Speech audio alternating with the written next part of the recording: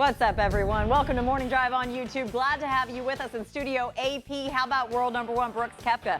Set to make his 2020 debut as he joins a strong field that includes these guys: Patrick Cantlay, Bryson DeChambeau, the defending champ Shane Lowry, as well as Tommy Fleetwood and Sergio Garcia. But focusing in on Koepka, after missing nearly 3 months of competition due to that knee injury on his left side, this will be the first time we see him tee it up since withdrawing from the CJ Cup at Nine Bridges. That was in October, but he spoke to the media this morning.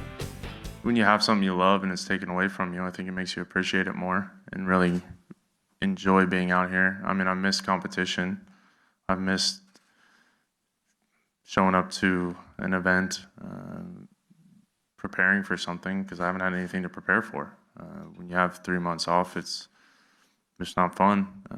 I know that, but it makes me appreciate the game a little bit more every time, and hopefully I don't have any more of those situations. But I'm excited. I'm just excited to hit balls when I started hitting.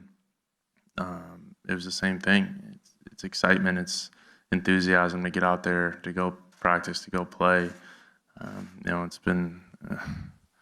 Last year there wasn't much practice. I just couldn't do it with my knee. I think everybody saw it on my team towards the end of the year. I couldn't get on my left side, couldn't do things, couldn't squat down in a bunker. I struggled to get down to read a putt, and thankfully that's in the past now. He may be the top dog in the official world golf ranking, but Robert Dameron, is Brooks Koepka actually the best player in the world right now? Right now, today, Justin Thomas is the best player in the world. That's nothing against Brooks, but with the injury and the 2 tournaments before that where he missed the cut in Vegas and had to withdraw from CJ Cup, just didn't bode well for right now today. If this were later March and the Players' Championship were right around the corner, I might change my tune and say Brooks is still the guy to beat in the big events. But he just doesn't show up often enough, and we're in this long stretch of what he would consider tournaments for him to get up for. Aren't you a boxing fan? Don't you have to take the belt away from the champ? Don't you have to knock him out? He's the #1 player in the world. His belt is collecting dust. He's played 4 rounds since August. How can you possibly say that he's the best player in the world? Because he's ready to play, and I think on Sunday he just said so. He just said he just started hitting balls before Christmas. What do you think is going to happen this week? He's going to miss the cut? JT missed the cut last week, and we're calling him the best player in the world. Yes, exactly. Thank you, Anna White. Yes. He just won. Oh, well, he does. Right now. He was playing in 40-mile-an-hour winds. I'm going to give JT a pass. I would put Rahm ahead of him.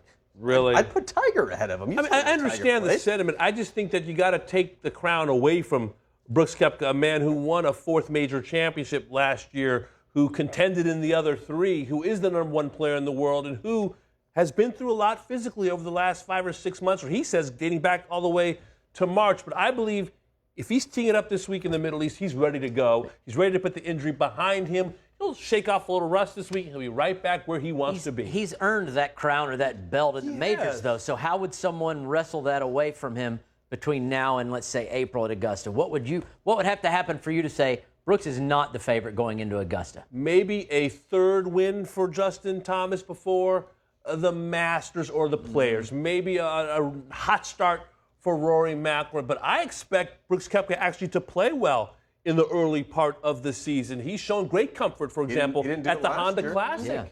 Yeah. Last year he had the Honda, and that was it before the Masters. That's true. He has a sense of urgency because of folks like you and you doubting him, because of Rory McIlroy taking that PGA Tour Player of the Year. I believe Brooks Koepka has motivation to prove to the world that he is still the best player in the world. With every player, we always talk about motivation, and there's always this narrative that goes along with Brooks Koepka about he needs a chip on the shoulder to bring out that brutality that he shows us on the course. Lav, when you're looking at the situation around him at the moment, what would you say is the chip on his shoulder moving into 2020? I think it's the potential rivalry with Rory. I'm not sure we're quite there yet. Just because they battled in Memphis and Atlanta doesn't necessarily mean that we're in for a great 5 to 10 years. I think there's potential there. I think Brooks wears the #1 ranking very well. I think that's a source of pride for him.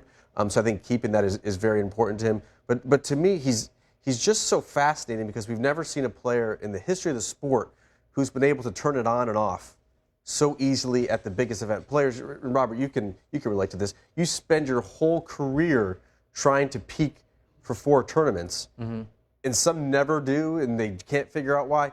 Brooks Koepka has somehow figured out how to do that. I think you're making a mistake. I don't think he tries to peak. I think it's just within his mentality to get the most out of him. It has to be that week.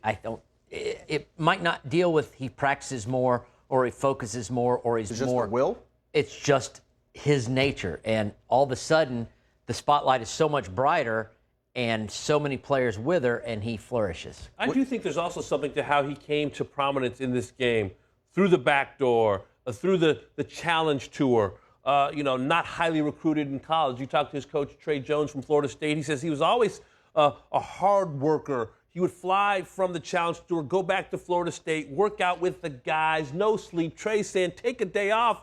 Brooks is like, no, coach, I'll be there. It's kind of how he's built. He's built to show that he's jock tough, that he's physically and mentally strong, and I believe he's the closest to Tiger Woods in terms of his mental toughness to Tiger since Tiger. I have no doubt. It seems like he's always had that mentality, though. I remember hearing him say once that he knew that he wasn't the best player at the age of 13, and he knew that it wouldn't make a difference if he was or if he wasn't. He didn't invest his energy at such a young age because long term, why does it matter if you're the best 13-year-old golfer on the planet? That's not going to get you PGA Tour wins and major championships. But I know you feel strongly about this, is that you truly believe he doesn't need to be winning other events outside of majors to justify himself as being the best, most all-encompassing player on the planet. I don't care about all-encompassing.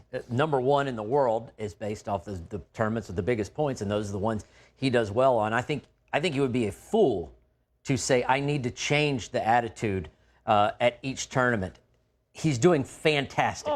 Stay the course. Don't change anything. And if you're so good, if you show up at tournament XYZ and you click, he can win easy because he's just that good.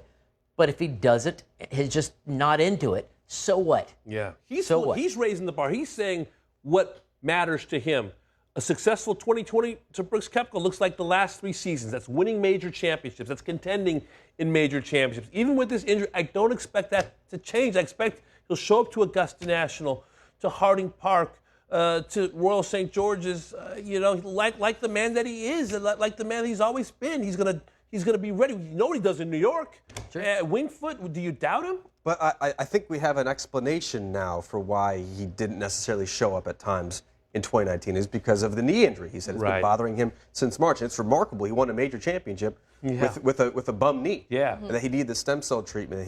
He eventually retoured again in October. So it's amazing what he was able to do with an injury to his left side, which is so important for a right-handed golfer. If he is healthy and if he can devote more time and energy into preparing for regular season tournaments, I think he'd like to be the dominant player. That's what separated Tiger. That's why these comparisons to Tiger have been somewhat premature, and PGA Tour players are so quick to scoff at them because Tiger brought it week in and week out. Yeah, it's true. Yeah, well, There's not a lot of Tigers running around. Yeah. Right. But, Brooks, I think closest thing to Brooks has but been not. amazing at doing it 4 times a year. Yeah. And with a bit of luck, we will have a world number 1 back to full health this week as Brooks Koepka tees it up in Abu Dhabi. LT. Let's hear from you, YouTube viewers. What do you think? Is BK the best in the golf world right now? We'll be reading those comments. Hopefully you've enjoyed today's conversation. Subscribe to Golf Channel's YouTube page for more and tune into Golf Channel and Morning Drive every day for the latest golf news. We'll see you next time.